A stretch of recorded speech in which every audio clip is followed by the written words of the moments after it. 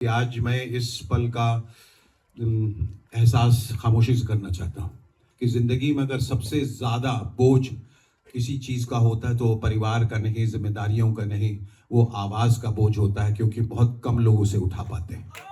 जब जो होना है, when at a given period of time things would happen only then if it's inevitable.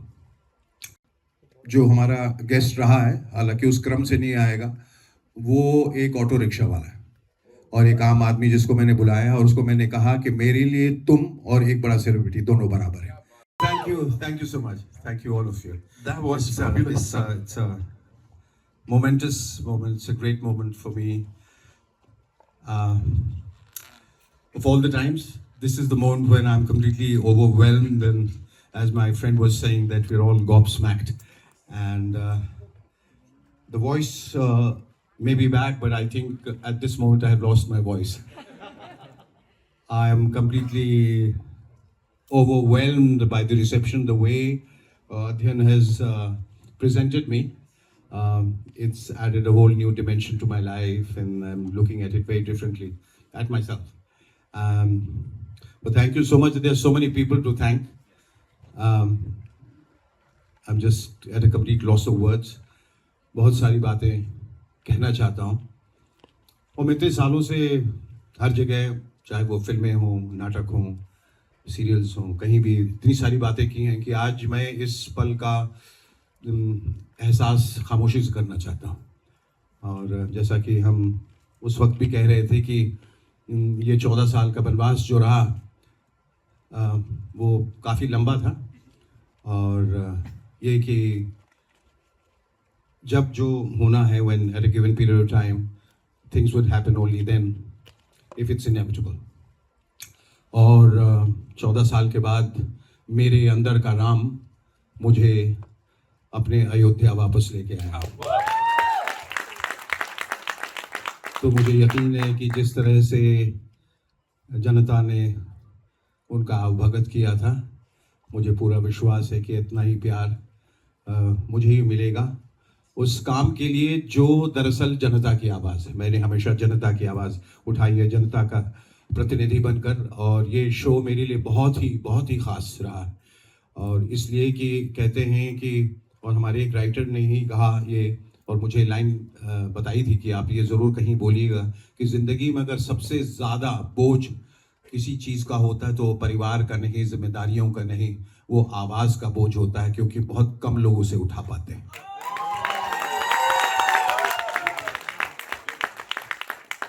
तो मैं ईश्वर से प्रार्थना करता हूँ कि मुझे दोबारा उतनी हिम्मत दे कि मैं बेखौफ हो के बेबाकी से उसी तरह से बातें कर सकूं जिस तरह से मैं किया करता था, और जिस अनफिल्टर्ड कॉन्वर्सेशन की आप बात कर रहे हैं, वो सच्चाई, वो ईमानदारी अभी तक मेरे अंदर वाबस्ता है, और मैं पूरी कोशिश करूँगा कि उसी तरह से वो जो छवि, जो वो अक्स जो उभरा था सालों पहले आप लोगों के जहन में, वो उसी तरह से मैं यकीन दिलाना चाहता हूँ कि वो बरकरार है।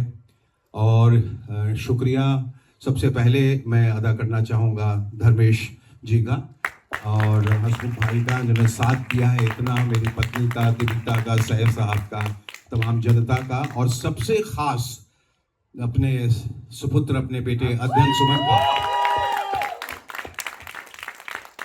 वो इसलिए कि और सिर्फ इसलिए नहीं कि वो मेरा बेटा है, बल्कि इसलिए कि तमाम अपनी ज़ाती परेशानियों से गुज़रते रहने के बावजूद वो एक हिम्मत की मूर्ति बनकर खड़ा रहा, और सबों की मदद करता रहा। और उसने ख़ास मुझे विश्वास दिलाया कि आप जहाँ जाते हैं हर लोग कहते हैं कि आप शो ये क्यों नहीं कर रहे हैं दोबारा, ये शो देख कर पूरा हिंदुस्तान बड़ा हुआ है, तो आप आगे बढ़िए, और इस शो को करना बहुत ज़रूरी है। तो अकेले इसने इस शो को खड़ा किया, मुझे आगे बढ़ाया, और मैं इसकी हिम्मत की दाद देता हूँ और इसकी मेहनत की दाद देता हूँ कि इसने सारा जितना आप कुछ देख रहे हैं, और आप देख रहे हैं कि जिस तरह से इसने मुझे प्रस्तुत किया है, वो मेरे जीवन का ये अविस्मरणीय क्षण है। और तो मैं शुक्रिया अदा करना चाहूँगा अध्ययन तुम्हारा। और तमाम लोग इससे जो जुड़े हैं, रितिका हैं, ज्योति हैं, मेरे तमाम राइटर्स जो मेरी सबसे बड़ी ताकत हैं, संजीव मेहता हैं, राजू निगम हैं, गौरव हैं, प्रबुद्ध हैं, ये सब तमाम लोग जो हैं बड़ी ताकत दी है उन्होंने।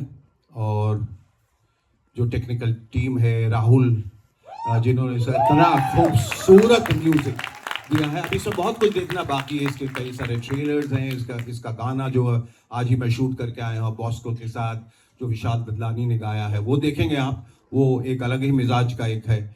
और बहुत खुशी हुई कि जब सारी ताकतें एक साथ जब मिल जाती हैं और everybody is on the same page, तो एक ऐसा तस्वुर सामने आता है जिसकी कल्पना कई लोग नहीं कर पाते। तो हिंदुस्तान के लिए भी ये मेरे ख्याल से गर्व की बात होनी चाहिए कि इतने ज़बरदस्त लोगों ने मेरा साथ दिया है और आज हम यहाँ पर उस सच्चाई के साथ खड़े हैं। तो मैं उम्मीद करता हूं कि वो प्यार जो बरसों पहले मुझे मिला था, वही प्यार हिंदुस्तान मुझे दोबारा दे। आप लोगों का बहुत बहुत शुक्रिया।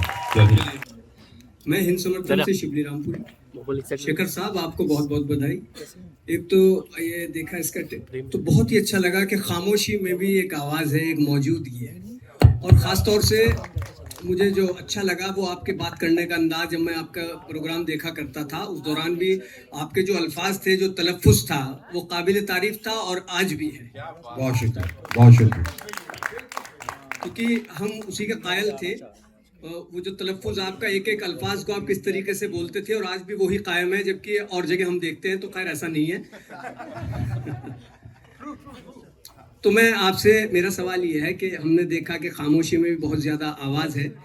तो मैं आपसे ये जानना चाहूँगा कि आपने इतना काम कर लिया है और इतने साल बाद आप वापसी कर रहे हैं, आपने इसे बनवास बताया है।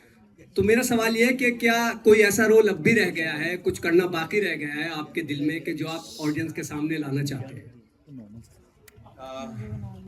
मेरे ख्याल से ये एक ऐसा सफ़र है और अभिनेता की ज़िंदगी में एक ऐसा सफ़र है जिसकी मंजिल कहीं नहीं है। सिर्फ एक क्षितिज है, एक फलक जो बहुत ऊपर है, और आप आगे बढ़ते जाते हैं और कई मंजिलें तय करने के बाद भी लगता है कि अभी मंजिल बहुत दूर है। और बहुत कुछ है जो मैं करना चाहता हूँ, और उसमें सैफ साहब के साथ मैं कर रहा था अभी एक मुलाकात जो प्ले कर रहा हूँ, जिसमें मैं साहिर लुधियानवी का रोल अदा करता हूँ। और वो साहिर और अमृता की एक प्रेम कहानी जिसको दर्शकों ने बहुत सराहा है। हमने 125 शो किए हैं, अभी पूरे विश्व भ्रमण के लिए निकलने वाले हैं। और इन्होंने मुझे अगला रोल जो मुझे दिया है, जो मेरी ज़िंदगी का शायद सबसे चुनौतीपूर्ण रोल होगा, वो है गालिब का। तो the last day of Ghalib जो मैं अदा करने वाला हूँ स्टेज पे, उनके लिए आपका बहुत बहुत शुक्रिया वो है। और फिल्म में अभी काम करना बहुत बाकी है। मुझे लगता है कि अभी, हमेशा न जाने ऐसा क्यों लगता है कि अभी शुरुआत हुई है। तो ये सफ़र बहुत लंबा है और मैं चाहूँगा कि जितने किरदारों का मैंने तस्वुर किया था, उसमें से कुछ मेरे हिस्से में मरने से पहले आ जाए। Hello sir, Yash here from DG dreams.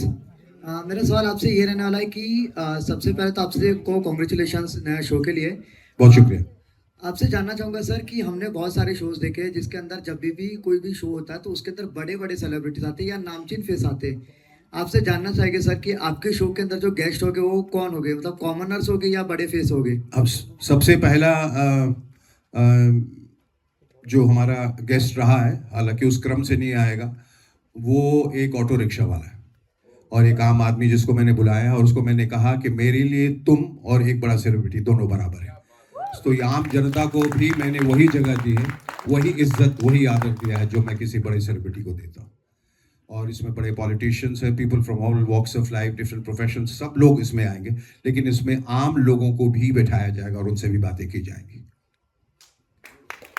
Sir एक और चीज़ मैं आपसे जानना चाहूँगा, ऐसा कहा जाता है कि जब चीता 2 कदम पीछे लेता है तो 10 कदम लंबी छलांग लगाता है, और बिल्कुल भी आपके साथ भी वही हुआ है। आप इतने टाइम से दूर थे शो से, इंडस्ट्री से, लेकिन आप अभी 14 साल के बाद कमबैक कर रहे हो। तो इस शो के अंदर यूएसपी क्या होगी, खाली बातें होगी या गेम्स वगैरह भी होंगे?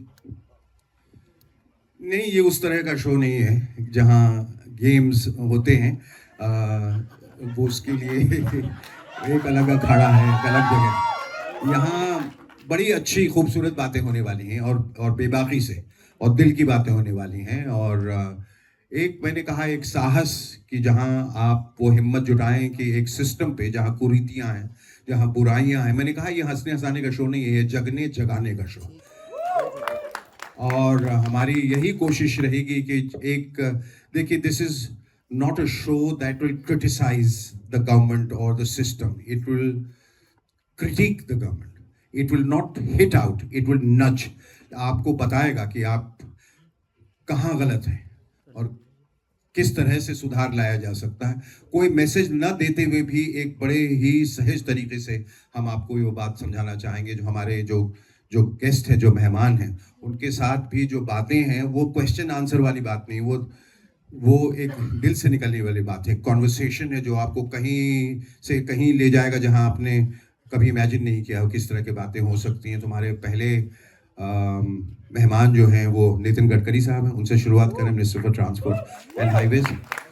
और अच्छे लोग हैं, I am hand picking my guest. मुझे ऐसा लग रहा है कि मैं उन्हीं लोगों को बुलाऊं जिन्होंने ज़िंदगी में कुछ हासिल किया है अपने बलबूते पे, उन्हीं खास लोगों को बुला रहा हूँ, न कि उन लोगों को जिनको चीज़ें बहुत आसानी से मिल गई, जिन्होंने उसके लिए मेहनत की है, शिद्दत की है, शिद्दत से आगे बढ़े हैं लाइफ में। उन लोगों को बुला रहा हूँ जिनका नज़रिया, जिनकी सोच, जिनका फ़लसफ़ा ज़िंदगी में अलग है। और कुछ बातें आप देखने को पाएंगे इस शो में जिनका खुलासा मैं इस वक्त नहीं करना चाहता हूँ, जो आपने शायद पहले कभी किसी शो में नहीं देखा है। मैं उन मेहमानों को एक ऐसी जगह पे लाके जहाँ खड़ा करता हूँ जहाँ उन्होंने खुद पहले नहीं सोचा था, और बड़ी सहजता से उन्होंने वो सब स्वीकारा और किया। ये उनका बड़प्पन है, तो आप देखेंगे और उसे बहुत सराहेंगे कि ये भी हो सकता है, ये भी किया जा सकता है। जी शेखर जी, एक तो मुझे याद है मैंने आपके साथ काम किया है मुबदल, और उसके लिए मैं पहली बार ऑडियंस को ये बताना चाहती हूँ, मुझे अच्छे से याद है आपकी मैं दिल की बात करना चाह रही हूँ कि आपने, जब हम परवीन बॉबी के घर गए थे इंटरव्यू करने और आपको लगा कि वो बहुत पागलों, मतलब कुछ अलग सी बात कर रही थी, सिजोफ्रेनिक थी, तो आपने क्या कहा कि पूरा इंटरव्यू किया और आपने कहा मेरी ये औकात नहीं है कि इतनी अच्छी एक्ट्रेस का मैं मजाक उड़ाऊं, तो आपने वो सोनी से रुकवा दिया और उसका सारा खर्च आपने वहन किया था। ये बहुत बड़ा, जी, बहुत सारी ऐसी बातें थी जो मुझे ऐसा लगा कि सनसनीखेज भी थी और उनको लोगों तक मुझे नहीं लाना चाहिए था, क्योंकि उसके पीछे हकीकत क्या है, सच्चाई क्या है, किसी को नहीं मालूम है। बगैर उसे जाने हुए मेरा हक नहीं है कि मैं उस इंटरव्यू को आगे जाने दूं, तो इस वजह से वो मुझे करना पड़ा।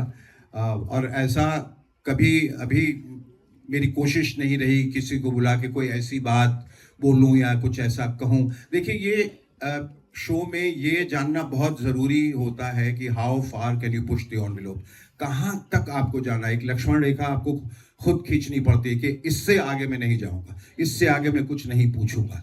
और वो एक विधा है जो माँ सरस्वती ने मुझे दी है, और मैं कोशिश करता हूँ कि मैं उसको पार ना करूँ। जाने अनजाने कर गया हूँ तो क्षमा प्रार्थी हूँ।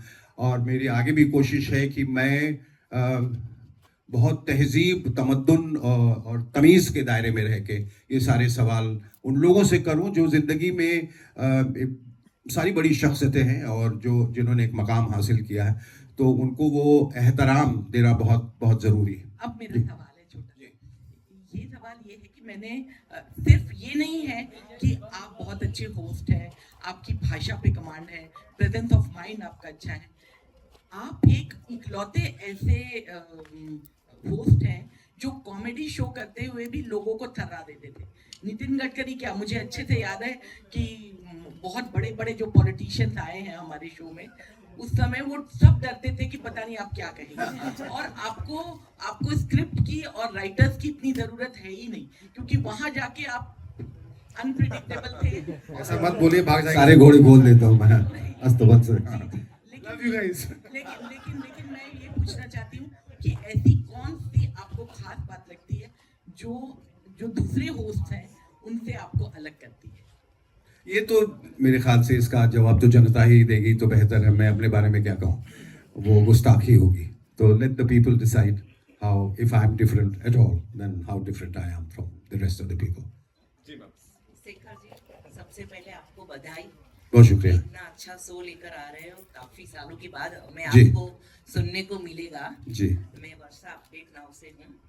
आपको 14 साल के बाद कमबैक कर रहे हो ये समय में, ऐसे कठिन समय में, तो आपको ये कमबैक करना कैसा फील कर रहा है और नेक्स्ट वीक प्लान क्या है आपका? नहीं, बहुत अच्छा। देखिए, ये परिस्थितियां जो हैं ये सब हमारे इख्तियार में नहीं होती हैं, ये हो जाती हैं। आप सोचते कुछ हैं, होता कुछ है। आपके बहुत लोग ख्वाब देखते हैं, वो ख्वाब कुछ पूरे होते हैं, कुछ अधूरे रह जाते हैं। ये हमने सोचा था और शायद बहुत ईमानदारी और सच्चाई से सोचा था कि आज वो मुकम्मल हो पाया। और इसके बीच में मैंने बहुत सारा काम किया, लेकिन आखिर में संजय लीला बंसाली के साथ वो हीरा मंडी में भी काम किया। इस साल मेरी 4 फिल्में रिलीज हो रही हैं। प्रकाश झा जी के साथ एक फिल्म अभी कंप्लीट की है, नेटफ्लिक्स की फिल्म है, अमेज़ॉन पे है, वो सब तो है। लेकिन ये एक ख़ास जो ये शो है, ये मेरे दिल के बहुत करीब था। वो इसलिए क्योंकि ये शो मुझे जनता से जोड़ता है, और जनता के बगैर अभिनेता या कोई फनकार, उसका कोई मायने नहीं है। तो ये हम जो स्टूडियो में करते हैं या स्क्रिप्ट के दायरे में रहते हैं, उससे बाहर निकल के जो आपकी अपनी सच्चाई है, जो आपका अपना वजूद है, शख्सियत है, जो आपको जनता से जोड़ता है, ये इस प्रोग्राम को बहुत ख़ास बनाता है मेरे लिए। तो ये मैं फिर से सब लोगों का, तमाम लोगों का शुक्रिया अदा करना चाहता हूँ कि इनकी मेहनत और इनकी सोच के बगैर ये शायद पूरा नहीं हो पाता। सर, आपने YouTube क्यों चूज किया और प्लेटफॉर्म? जी, बहुत अच्छा सवाल है। वो इसलिए चूज़ किया क्योंकि मैं किसी का अधीन काम नहीं कर सकता। मुझे नहीं अच्छा लगता कि कुछ लोग आके मुझे ये बताएं कि आपको ये कहना है, ये नहीं कहना है, इसका नाम बोलें, इसका नाम नहीं बोलें, ये आप नहीं कह सकते हैं, वो नहीं कह सकते हैं।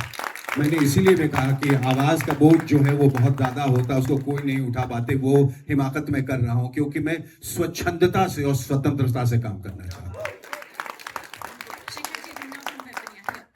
जी। एक तो बहुत अच्छा लग रहा है आपको वापस से उसी सब सर्कल में देखते हुए। आपको देखकर मैं भी बहुत कुछ सीखी हूँ न्यूज़ बहुत रीडर के धन्यवाद। तौर पर। यहाँ पर आपसे ये सवाल पूछना चाहूंगी, आज के दौर में जहाँ पर गालियाँ देना भी इट्स ओके हो गया है, हाँ जी। और शायद आप और मैं जैसे लोग जो है वो गाली देना अवॉइड करते हैं जब भी कैमरा पर आते हैं। तो ऐसे में जब जनरेशन चेंज हो रही है, ऐसी क्या बात होगी जो आप उस जनरेशन को hook up, they will be hooking or if I can put it like they will be glued towards you. मैं सिर्फ उनको एक बात ये कहना चाहता हूँ कि पहले भी हमारी ज़िंदगी गाली गलौज के बगैर चल रही है। अच्छी फिल्में बनती थी, अच्छे शोज़ बनते थे।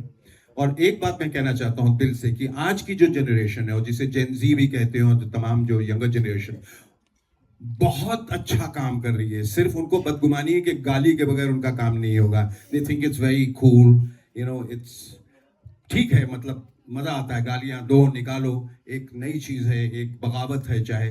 पर मैं उनको कहना चाहता हूँ कि गालियों के बगैर भी उनका कंटेंट बहुत अच्छा है। तो अगर वो गालियों के बैसाखियों पे चलने की कोशिश ना करें, वो कोशिश करें कि जो हमारी सभ्यता है उसके दायरे में रहे, कि जो ज़बान जो हम लोगों को एक विरासत में मिली है, जो तहजीब, वो उसके दायरे में रह के वो काम करेंगे तो बहुत अच्छा काम कर रहे हैं। और हमें परहेज करना चाहिए। जो ऑडियंस भी है जो इनको बढ़ावा देती है गाली गलौज को, उसके खिलाफ एक आवाज़ उठानी बहुत ज़रूरी है। और क्योंकि ये मेरे ख्याल से कहीं ना कहीं समाज पे बहुत ज़्यादा बुरा असर डाल रहा है। भले ही आप उसे अकेले देखते हैं अपने फ़ोन पे, लेकिन कहीं ना कहीं आपके दिमाग और जहन को वो बर्बादी की ओर ले जा रहा है। तो मैं उनसे सिर्फ ये गुजारिश करूँगा कि इससे परहेज करें। और आप देखेंगे कि आने वाले वक्त में जब आप एक सच्चाई से और सफाई से और साफगोई से जब बात करेंगे तो आपके दिल को कितना सुकून मिलेगा।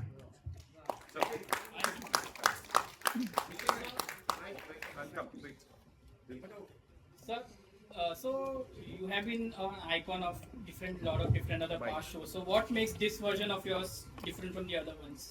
माइक पे बोले ना, mic. Hello.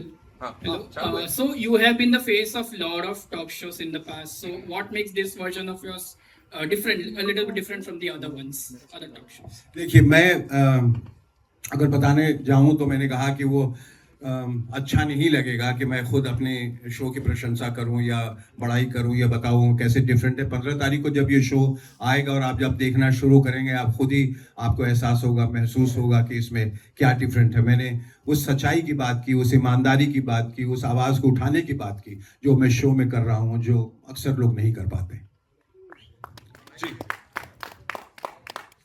Anjulika ma'am, I'll come to you. Hello. Hello. We'll wrap up with you.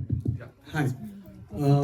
I have a question, जी a please, couple of questions. couple of questions, okay? Very brief. All right. First of all, it's a great fan moment Thank for you. me. Thank you so I've much. been, I mean, when I was growing up, I saw you. जी, And मैं you हमेशा have कहता हूँ कि जितने लोगों से मैं मिलता हूँ, यही बात कि जब मैं बचपन से आपको देख रहा हूँ तो मैं यही पूछता हूँ कि मेरी उम्र वाले कहाँ गए। जब सभी लोग बचपन से मुझे मेरे वाले कहाँ गायब हो गए, तो मैं कहता हूँ या तो मेरी जवानी जल्दी खत्म हो गई, आपका बचपन बहुत देर तक चल रहा है। वर्षा जी मैम आई हुई है, आइए। So, let me start off by introducing myself. My name is Mukbil, and the question that I have is primarily from you as an artist. An artist loves freedom, ji and the political and social climate from the times when you were there has undergone a lot of change. Ji ji Do you think the space for questioning, which is what your forte is, has shrunk? Talking about it as a common citizen of the country and ji. more so as an artist. Ji, That is the first one. The other one is आपका इसका जवाब अभी दे दूं। हाँ, हाँ, बिल्कुल, कि हाँ, वो स्पेस जो है वो थोड़ा संकीर्ण हो गया है, वो सिकुड़ गया है, सिमट गया है, क्योंकि लोग डरने लगे। right. और मैं यही बार बार कह रहा हूं कि वो हिम्मत रखिए आवाज उठाने की, क्योंकि जब तक आवाज नहीं उठाएंगे तब तक लोकतंत्र जो है वो कभी सशक्त नहीं होगा, तब तक समाज जो है वो कभी सशक्त नहीं होगा। तो आवाज उठानी बुराई के खिलाफ, कुरीतियों के खिलाफ बहुत जरूरी है। डरता वो है जो जिसके दिल में कहीं ना कहीं अंदर से ये खौफ है कि अगर मैं कहूँगा कुछ तो मेरा कुछ हो जाएगा। अगर सब लोग यही सोच के अगर बैठ जाएं तो मेरे ख्याल से फिर क्रांति कैसे आएगी इस देश में। अगर क्रांति लानी है, अगर बदलाव लाना है, अगर चेंज लाना है, then you must have the courage to speak. बिल्कुल। और आपकी इस बात पे मुझे एक शेर याद आ रहा है जी, खामोश मिजाजी तुम्हें जीने नहीं देगी। खामोश मिजाजी तुम्हें जीने नहीं देगी, इस दौर में जीना है तो कोहराम मचा दो। वाह, Thank you so much. And the second brief question is, how do you visualize this comeback? Do you see it as Shekhar Suman 2.0, or do you think it's a continuation of where you were? both. I think continuation has come to the point where you can call it 2.0 is just a technical term, but I think it's a continuation of my emotion, it's a continuation of my thoughts and philosophy. Thank you. Thank you so much. Thank you sir. so much. Ji, we'll take two more questions, okay, ladies and gentlemen. Yeah. Hi, Shekhar. Yeah. कहाँ? Chaitanya here. हाँ, Chaitanya. Ah. Yes, Ah. old friend of mine, Yes. always been by my In side. fact, for me, this is again a utsav for me to come back. Ji, Your initial film. जी. अच्छा, सबसे पहले trailer हमने 2 बार देखी. I am ready to watch it twice again. thank you. I thought I was on the sets of Gurudutt's film. ये- August के Oh, so I got well said. The वही मैं अपने राइटर्स को कह रहा था जिन्होंने देखा नहीं था। मैंने Goosebumps. जी, मतलब the trailer is a classic. yes. It's all one man's imagination. That's Adyan Suman as the director. He conceived it, he conceptualized it, he shot, and he never showed me. मैं पहली बार देख रहा हूँ, इसने सबको दिखाया, बोला कि let this be a surprise for you. Yes. मतलब this is a masterpiece comeback trailer है आपके लिए. जी, thank you so much. Thank I you. just wanted to compliment. जी, thank you. Chaitanya, thank you. Sir, Anjulika from Anjulika, Times. yes. Thank God you're not Manjulika. लेकिन sir सब लोग मुझे मंजली कहते हैं, कहते ऐसे ही याद रखते हैं, जी, जो मैं बिल्कुल माइंड नहीं करती। सर ने जैसे बोला कि गुरुदत्त के सेट का जो फील आया, जी। मुझे भी वही फील आया। सिर्फ वहां पर दुनिया जलाने की बात हो रही थी, यहाँ जगाने की और जगने की बात। बहुत क्या बात। और ये जो क्रेडिट मुझे लगता है आपका तो है ही, बट अध्ययन ने जो शायद उन्होंने वो उसको कंसेप्शलाइज किया, जिस तरह से उसे कंसेप्शलाइज करके एग्जीक्यूट किया है, और हमें गुरुदत्त साहब की याद दिलानी गुरुदत्त है। साहब ने साहिर साहब का के नज़्म का इस्तेमाल किया था और कहा था कि जला दो इसे, जला दो ये फूंक डालो ये दुनिया, मेरे सामने से हटा लो ये दुनिया, तुम्हारी है तुम ही संभालो ये दुनिया अगर मिल भी जाए तो क्या। Thank you so much, sir. But Thank you. my question still is for Adhyal. पूछिए। As a father, he is an icon. Ji. And as a director, probably this is your first or second time. जी। तो आपका दोनों का chemistry कैसा था? Chemistry क्या था? Yes. I think मुझे घर से जो है 11 बजे के आसपास फोन आया मेरी माँ का कि अब छोड़ भी दो भाई, कब तक शूट करते रहोगे। ऐसे भाई अब कुछ मैजिकल हो चुका है स्क्रीन पर, और नहीं, I think it's an iconic moment for me. As I said कि मैं एज अ सन बात नहीं करूँगा, I think then I don't want to be biased, but as an artist कि जब मैं उनको मॉनिटर पे देख रहा था तो मैं देखता गया। फिर मुझे लगा कि यार ये एक और दिन शूट करते हैं, फिर मैं डर गया कि मेरे प्रोड्यूसर क्या कहेंगे, वो वैसे भी डरे रहते हैं मुझसे। ही finished the first film this year, तो लाइक भाई तू घर चले जा, तू पैक अप कर ले यार प्लीज। नहीं बट हाँ मैं चले जाता नहीं, बट आई यही रिएक्शन मैं चाहता था लोगों से, और वही मुझे मिला। I think this is a huge gift for me. But I tell you, जब इस तरह का इंसान आपके पीछे होता है, whenever he said that I wanted to shoot a promo, he said go ahead. एक पल भी नहीं का सोचा कि मैं सोच के बताता हूँ कि how much is going to cost, no nothing, जाओ शूट करो। उसने कहा मैं दूसरा प्रोमो शूट करना, कहते जाओ शूट करो। उसने कहा आप गाना भी शूट करना चाहते हो, बोले जाओ शूट करो। बोला अब घर जाओ। अब मैं चला, but for jokes apart, but for whatever we wanted on the show, whichever way we wanted, he was game for it. He always said yes to it. He's the man. Okay, we're taking one last question, yeah? I'll come to you. यहाँ है, वहाँ है। शेखर से मेरा आपसे एक सवाल है। अभी आपने सवालों की बात की, क्रांति की बात की, क्या अभी भी सवाल पूछना आपको लगता है इस देश में बड़ा आसान है? जैसे आप पहले बड़े आसानी से पूछते थे, आपका सटायर की तो बड़ी तारीफ की थी, शायद अटल जी ने भी की थी। जी। तो एक सवाल ये भी रहेगा कि मई 2024 में आपने बीजेपी भी ज्वाइन की, तो क्या उसका असर हो सकता है? सवाल जब राजनेता उस वो पॉलिटिक्स मैं सिर्फ 24 घंटे के लिए था, मुझे अपनी गलती का एहसास हुआ, मैं उसी वक्त छोड़ के निकल गया। और मुझे ये शो करना था, मैं कभी किसी पॉलिटिकल पार्टी से अलाइंड होकर शो कर ही नहीं सकता। तो वो कभी कुछ ऐसा दबाव होता है, कुछ ऐसी बातें होती हैं जिसके तहत आदमी कुछ कर जाता है। लेकिन मैं जो असल में हूँ, जैसा मैं देखता हूँ अपने आप को, जहाँ से आया हूँ, जैसे मेरी परवरिश हुई है, वहाँ मैं किसी पॉलिटिकल पार्टी से अलाइंड होकर नहीं रह सकता। तो सवालों में तीखापन दिखाई देगा? बिल्कुल दिखाई देगा, बहुत बढ़िया। बिल्कुल देखना चाहेंगे हम। Okay, one last question, ma'am. Yeah. Hello Shekhar sir, Sakshi Sharma from Bollywood helpline. 14 साल पहले जब आपका शो आता था, तब ना ही सोशल मीडिया था, ना ही इन्फ्लुएंसर्स थे, ना ही कंटेंट क्रिएटर थे। लेकिन अब 14 साल बाद जब आपका शो आ रहा है, तब कई सारे कंटेंट क्रिएटर है, इन्फ्लुएंसर्स है, कई सारे ऐसे ऐप है जहाँ पर लोग स्टोरी देख सकते हैं, अलग अलग टाइप के लोग। हाँ, मैं कह सकती हूँ ओजी को कोई रिप्लेस नहीं कर सकता, लेकिन स्टिल क्या ये चैलेंजिंग है या फिर कंपटीशन लग रहा है आपको कि आज के जो जेनजीज लोग कंटेंट क्रिएटर है, जो मतलब बिना सोचे सच्चाई रख रहे लोगों के सामने, और जैसे कि आपने कहा कि कई सारे पॉलिटिकल नेता भी रहेंगे, अगर आप एक का साइड लेते तो लोग अंधभक्त कहेंगे, अगर आप दूसरे का साइड ले रहे तो लोग क्या कहेंगे? ये मैं किसी का साइड, वही मैं कह रहा हूँ कि ये शो किसी का साइड नहीं लेता है। We sit on the fence, जो सही है वो सही है, जो गलत है वो गलत है। और रहा आपका पहला सवाल, तो हाँ, अब जमाना बदल गया, बड़ी तेजी से बदल रहा है। हम एक डिजिटल यूनिवर्स में आ गए, सोशल मीडिया, अब AI आ चुका है, बहुत सारी सही चीज़ें भी हो रही है, गलत चीज़ें भी हो रही है, बहुत किस्म के कंटेंट जो है वो क्रिएट किए जा रहे हैं। लेकिन मुझे ऐसा लगता है कि